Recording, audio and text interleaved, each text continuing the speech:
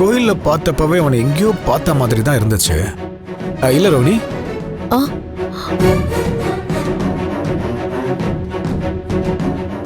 இல்ல மனோஜ், அவனை எங்க நம்ம பார்த்திருக்க போறோம்? எனக்கு எதுவுமே ஞாபகம் இல்லை. ஆனா ஒண்ணு, அவன் என்கிட்ட வாங்கின அடிக்காக தான் இதை பண்றானா இல்ல வேற ஏதாவது காரணம் இருக்கான்னு தெரியல. சீக்கிரம் அவன் என் கண்ணில் மாட்டுவான். அப்ப நான் இதை அவங்ககிட்டயே கேட்கிறேன். ஏன்டா பிரச்சனை எதுக்கிட்ட அந்த ஓடுகாலிக்கு லெட்டர் போட்டேன்னு.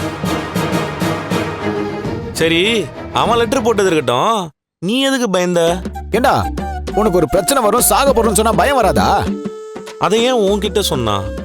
அப்ப நீ ஏதாவது தப்பு பண்ணியா இல்ல பார்லர் அம்மா ஏதாவது தப்பு பண்ணிருக்குதா? முத்து, இப்ப எதுக்கு ஏன் பக்கம் வரீங்க? நான் அமைதியா தானே இருக்கேன். அப்புறம் எதுக்கு சம்பந்தமே இல்லாம உங்களை மிரட்டுறான்? ஆக்சுவலி அவனுக்கும் உங்களுக்கும் தான் பிரச்சனை.